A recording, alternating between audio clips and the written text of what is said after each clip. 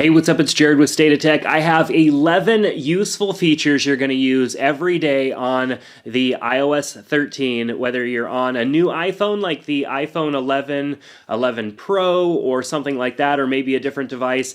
With iOS 13, there are a lot of really interesting things and new features, and these are 11 things that I think you're absolutely going to love. Let's take a look. All right, so let's take a look at dark mode. Dark mode is nothing new now. People have been talking about it a lot, but there's some different ways that you can use dark mode.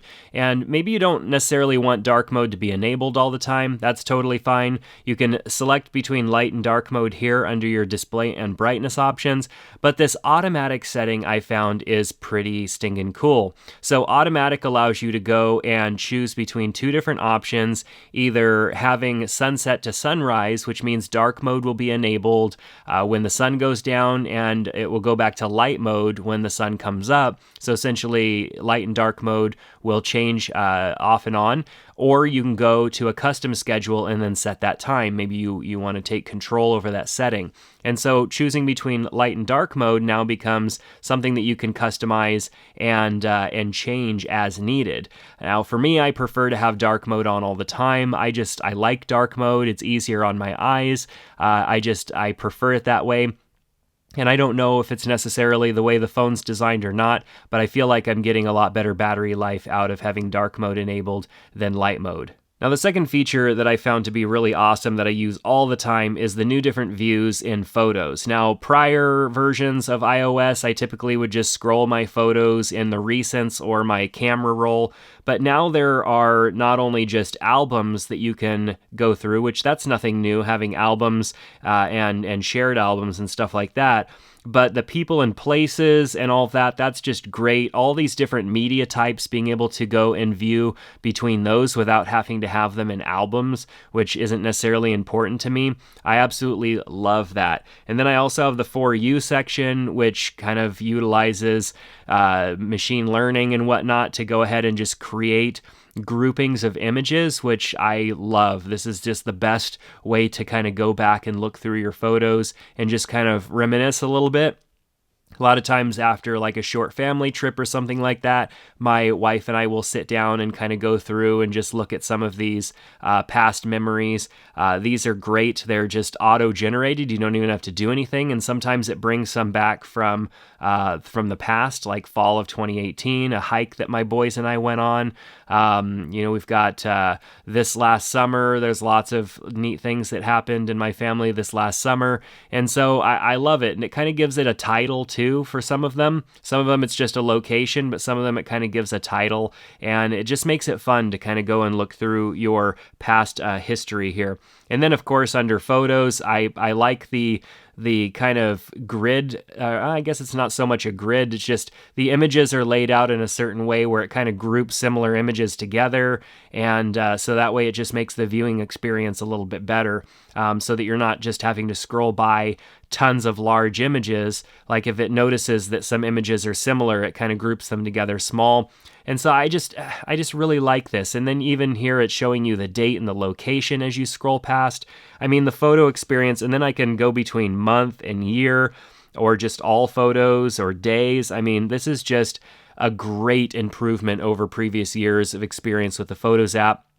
So I find myself using the Photos app on my iPhone significantly more than I did in the past. Now, if you utilize reminders, you're going to love the changes that were brought into the Reminders app here. A lot of times I will use Siri to remind me of something and it pulls it into this app, and it makes it nice because there's added functionality here. Now, it doesn't look like I use it at all, but I just happen to have all of my reminders and stuff cleared out. I don't typically use reminders for tasks. I use another app for that. But when I'm setting reminders, for example, remembering to pick something up, or this needs to be done at this time, or don't forget to turn the oven on because we're getting a take and bake pizza or something like that. Those things I typically utilize Siri and they will go right in here. But it's much more powerful than just that because it can do simple things like that prior to iOS 13. Now we have tasks that we can view in different ways. For example, looking just at reminders or tasks that are for today, ones that are scheduled, all of them, or ones that are flagged as important. But the lists options here have gotten even more dynamic. For example, having family associated tasks. So now anybody that is on your shared family list, which is something you configure in your iPhone, that utilizes like app sharing and other services and stuff like that, having everybody in your family in here means that you can create tasks and assign them to specific people in your family, which is great.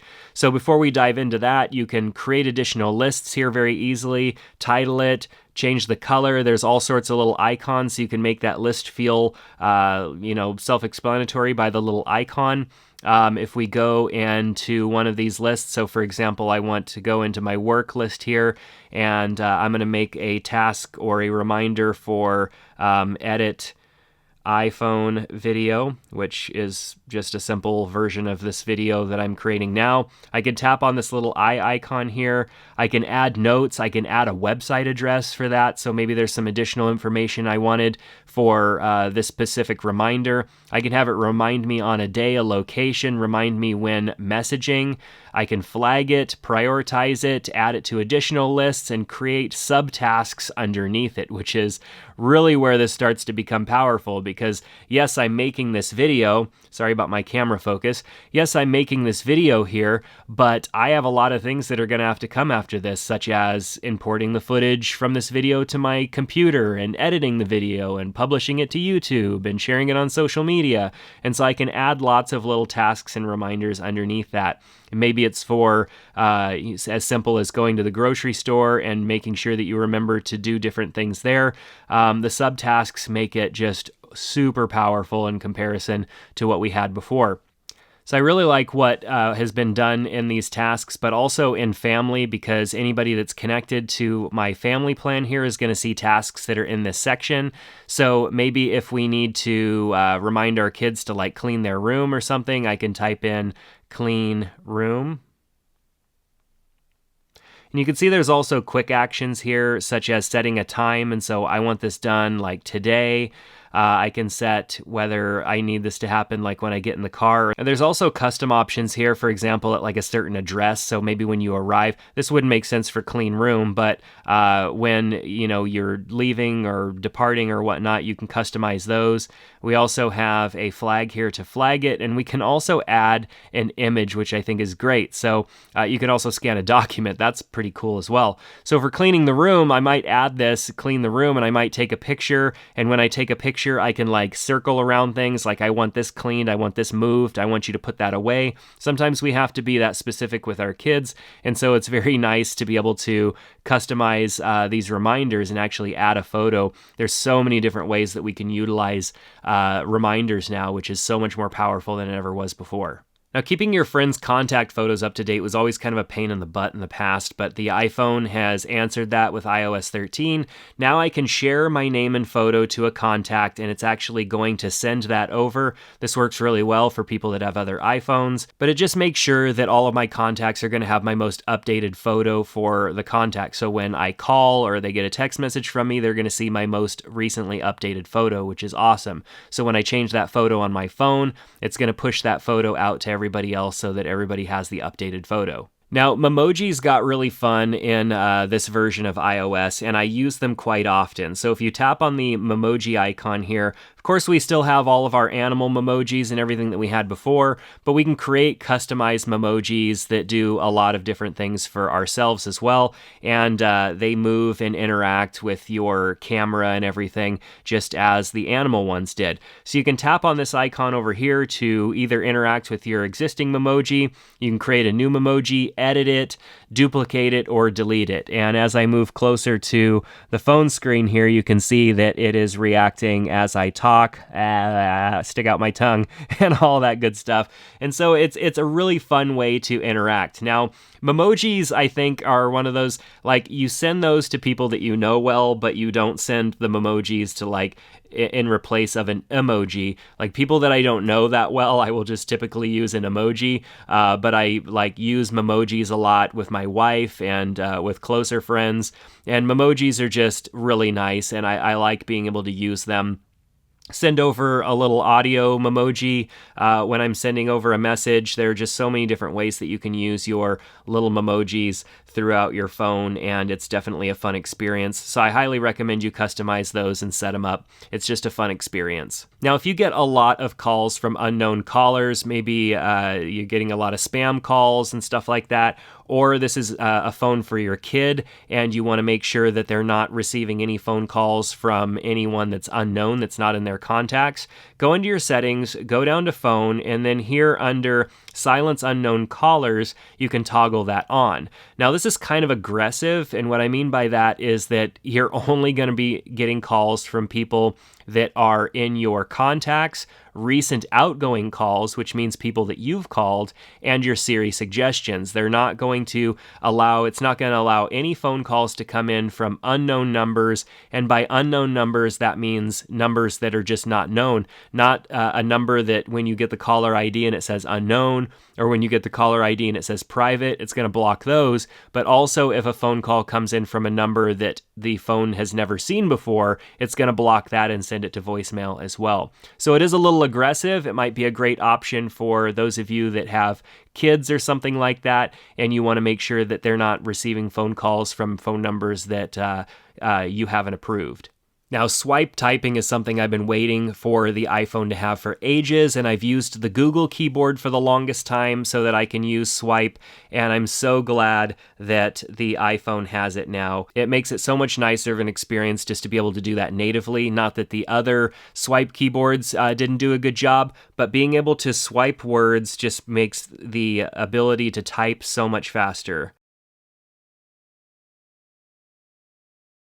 So utilizing swipe definitely makes it a lot easier also to use your phone single-handed. And so I can swipe and type with my thumb, I can swipe and type with my index finger. And essentially what you need to do is just start on the letter of the first letter of the word and swipe over the rest of the letters and then end wherever you want to end. And it's going to give you some suggestions along the way, and it'll do its best. It's not perfect, but it's actually really good. And swiping to type is a much faster process than just tapping out every word that you want to type. Now, Apple Sign-In is something that has been slowly rolling out because it's something that has to be utilized and integrated into a lot of other websites. It's actually ready to be used, it's just not integrated into all the websites yet. But there are a couple things that you have to have enabled in order to do that. So first of all, you have to be signed in with an account, with an Apple ID account, which typically you can't even really use your phone without that. And you can see here that I am signed in. But you also need to go under password and security, and you're going to need to enable two-factor authentication. What two-factor authentication means is that whenever you try to sign into something that hasn't been signed in before, it's going to give you a 6-digit code that you can type in to verify, and that's going to show up on your Apple devices. And so that way it's proving that you are there and that you're not being spoofed across some other service. And so the security is definitely improved there. So utilizing that, you're going to be able to sign into websites much easier because you can sign in, and using the Apple sign-in, you'll be able to just verify your sign-in right from your phone using Face ID and stuff like that, and also two-factor if it needs it. And so that Apple sign-in is going to become a really useful tool for signing into websites, just as if you've ever used an Android phone before, signing into websites on an Android phone with a Google account or like a Gmail account, or if you've ever signed into a website using Facebook because it's just easier, you don't have to remember your passwords. It's a much more simpler and secure way of signing in, because the number one way that passwords end up getting hacked is because you choose a simple password so that you can remember it. Using sign-in services like what Apple is adding in to the iPhone is going to make it much easier for you to sign into websites and services without having to remember all of the passwords, and of course choose easier passwords so that you can more easily log into those websites. So I'm sure you've already noticed this already, but Apple Arcade is here, and there's lots of fun games that are available in Apple Arcade.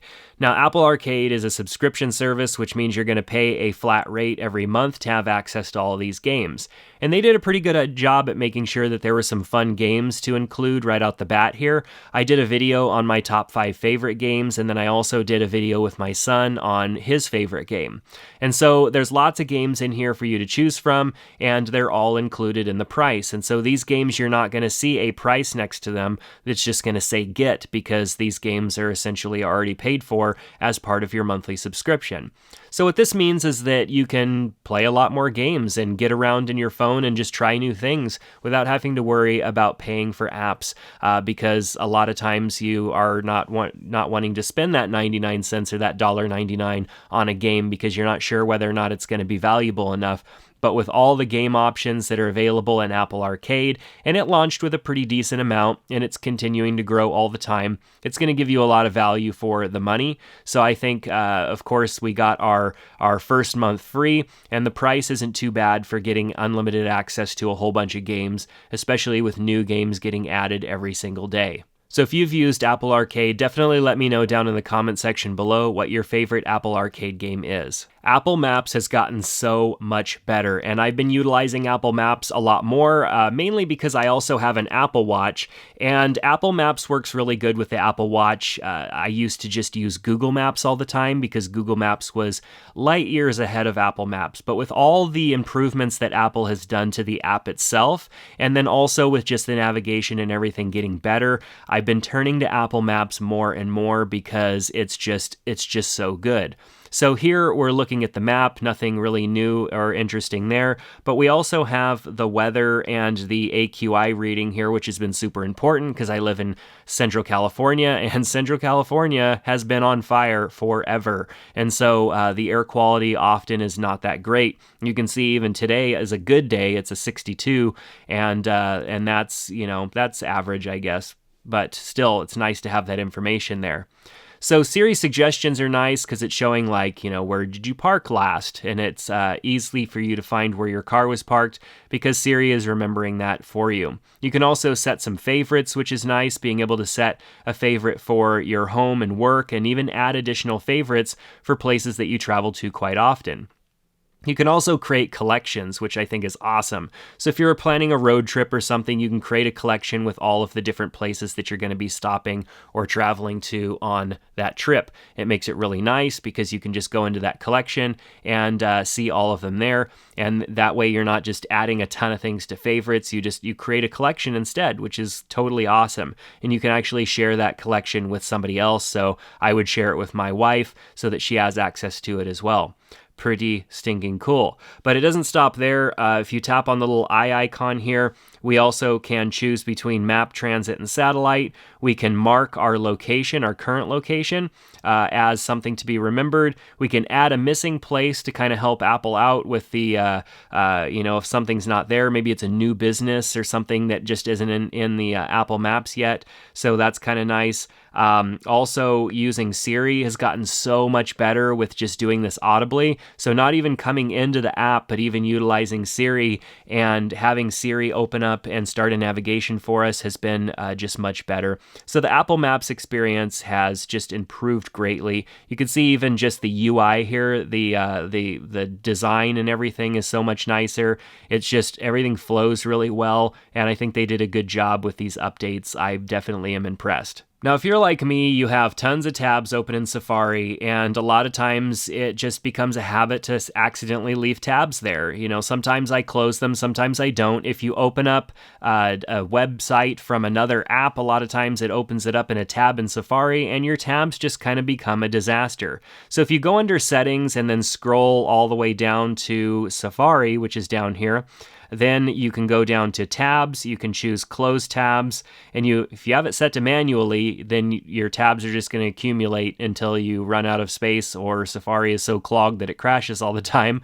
But you can also set it to automatically close tabs every now and then. So if you end up having a lot of tabs opened and it's just always a mess, you can set that to a week. Maybe you can set it to a month and it will close all the tabs that you haven't utilized in a month, which I think is great. That's kind of where I set mine to. And so that way it keeps my recent tabs there for up to a month. And if I haven't done something with a tab in a month, it probably doesn't need to be there anymore. So that way it kind of keeps the app from getting clogged up, and it makes it easier for me to have a shorter list of stuff to go through if I wanted to go back to a tab that I previously was on. And of course, even after one of them's closed, you can still go into your browsing history. Your browsing history is still going to show everything that was there, including tabs that you are recently viewing. And so it's not all lost. You simply are just making sure that a little bit of automation helps keep things clean and simple for you. So it's just a great experience and a neat feature to be added to Safari. All right, well, I hope that you found that interesting, that you found a couple of new features that you're definitely going to enjoy using, maybe even utilize in your daily life. You know, these smartphones are supposed to be smart. They're supposed to add value to our life. They're an investment. They're something we spend our money on, and we want to make sure that they are utilized in a way that's going to bring us value, and that's what the purpose of this video was, is making sure that you understand all of the cool things that your phone does and how you can implement them into your life to make your life more efficient. And benefit you in one way or another. So if you like videos like this, definitely give this one a thumbs up and let me know what you think down in the comment section below.